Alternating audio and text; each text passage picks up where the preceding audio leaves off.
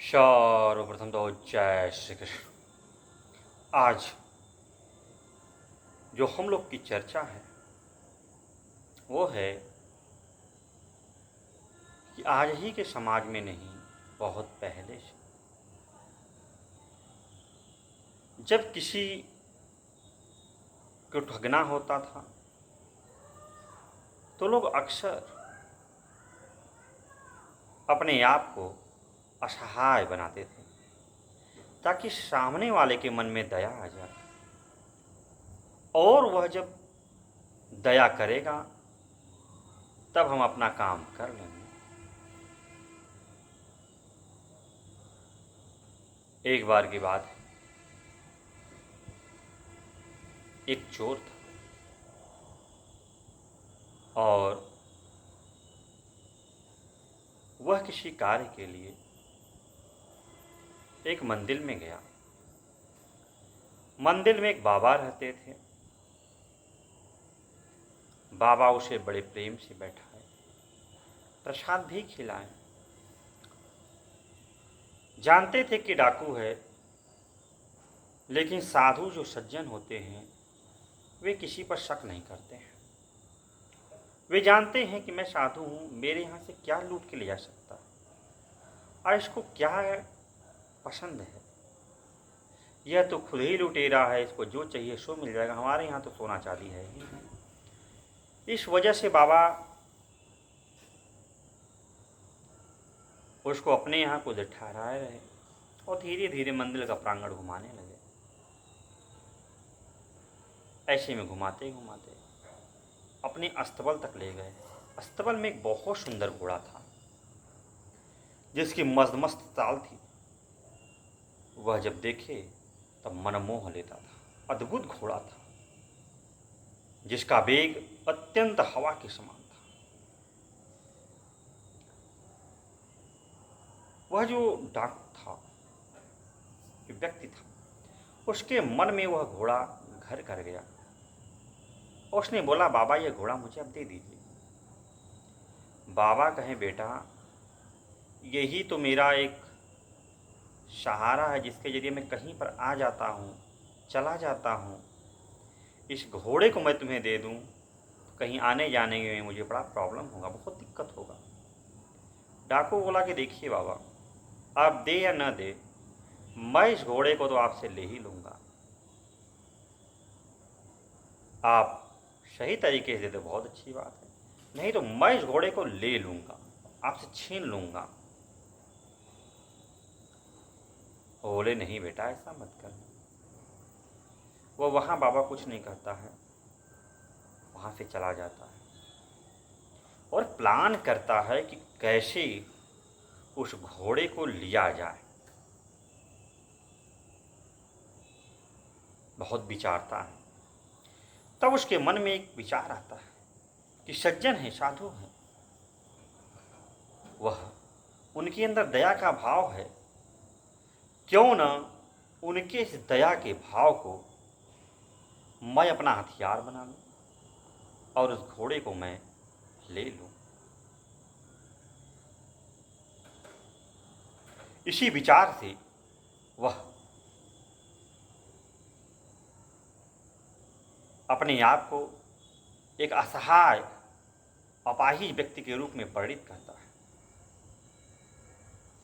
और पता लगाता है कि बाबा किस दिन अपने घोड़े की सवारी करते हैं, और जिस दिन वो घोड़े की सवारी करेंगे, सैर करते हुए बाहर जाएंगे, उसी दिन मैं एक असहाय अपाहिज के रूप में सड़क पर बैठा रहूँगा। तो बाबा को दया आ ही जाएगा और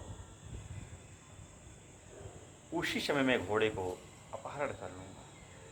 तो देखिए, समाज है, समाज में बहुत से लोग जो दुष्ट प्रकृति के होते हैं ना, यह किसी व्यक्ति के, दयावान व्यक्ति के ही दया का लाभ उठाते हैं और उन्हें लगता बहुत अच्छा कर रहे हैं। अब देखिए, यहाँ पर भी यही हुआ। साधु थे बेचारे, घोड़े पर आराम से बैठ के सैर करते हुए बढ़ रहे थे। तब तक रास्ते में उन्होंने देखा वही डाकू अपाहिज बन के बैठा। उन्होंने देखा, पूछा, अरे क्या हुआ, तुम यहाँ क्यों बैठे हो? तो बोलता है कि बाबा मैं अपाहिज चल फिर नहीं सकता हूँ, लेकिन जाना है काफ़ी दूर तक। चला जाऊँगा, आप जाइए।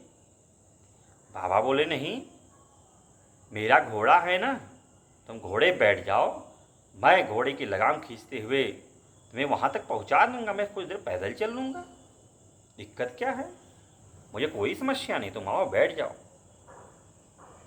बड़ा खुश होता है डाकू, अपाहिज के रूप में था ही। बाबा उसे किसी तरह सहारा देते, घोड़े बैठा देते, घोड़ा टिक टिक टिक टिक चलने लगता है।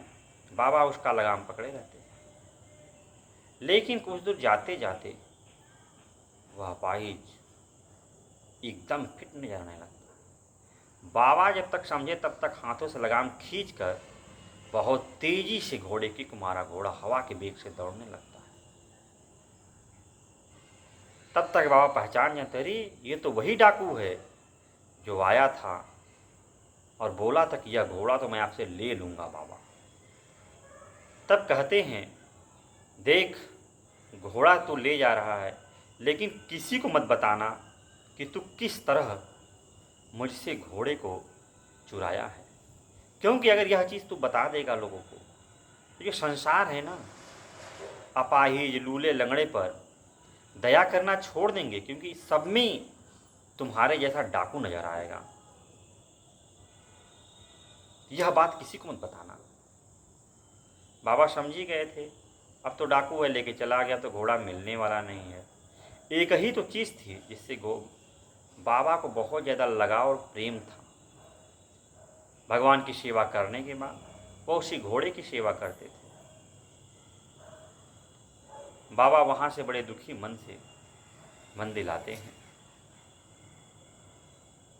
भगवान की आराधना करके गेट को खुला ही छोड़कर निश्चिंत भाव से सो जाते हैं कि अब चोरी करने के लिए मेरे पास है ही क्या, अब तो कोई घुसेगा तो कुछ है ही नहीं, तो क्या चुरा के ले जाएगा। एक घोड़ा था, उसे तो ले ही गया चोर। अब वो डाकू जो चुरा के ले गया था, उसके मन में भी मन उसका बड़ा विचलित हुआ, बड़ा सोचने लगा। फिर सोचा क्यों न चलूं, थोड़ा देखूं बाबा का क्या हाल है। वह रात में चुपके से आता है और देखता है तो दरवाज़ा खुला। बाबा की तरफ बढ़ता है तो बाबा एकदम निर्दोष हो के सो रहे हैं। जैसे सुने होंगे आप कि घोड़ा बेच कर सोना, मतलब अब निश्चिंत। और ये व्यक्ति निश्चिंत होता है तो उसकी निद्रा अटूट होती है, क्या आनंद पूर्वक सोता है कि अब क्या बचा है, बाबा सो रहे हैं। वह देखता, उसे बड़ा आश्चर्य होता है कि ऐसे बाबा तो सोते ही नहीं थे। उसे बड़ा दया आता है और वह घोड़े को ला के उसी स्थान पर अस्तबल में बांधकर बाबा को प्रणाम करके वह डाकू चला जाता है। बाबा जब सुबह उठते हैं तो घोड़े के हिनाने की आवाज़ सुनते हैं। उन्हें लगता है कान ऐसे ही बोल रहा होगा, क्योंकि मैं पर डे सुनता था, अब तो वो है ही। फिर भी मन नहीं मानता है, अस्तबल की तरफ जाते हैं और देखते हैं उनका घोड़ा वही है। बड़ा प्रसन्न होते हैं, बहुत खुश होते हैं, घोड़े को गले लगा लेते हैं। तो देखिए, इस समाज में बहुत से लोग इसी तरह से लोगों को इमोशनल, जिसे कहते हैं अत्याचार, जो दयालु है उसको दया से ही लोग ठग ले रहे हैं। यह दया करता है सब पर, तो क्यों न इसके सामने दीनहीन दुखी बना जाए, यह दया कर देगा, अपना काम निपट जाए। ठीक है भाई, आप कर रहे हो, लेकिन आपके करने से उस व्यक्ति को जब अंदाज़ा लग जाता है कि लोग मुझे इस तरह से ठग रहे हैं, तब वह हो सकता है कि सच में कोई दीनहीन दुखिया गरीब हो, अपाहिज हो, उस पर वो दया न करे।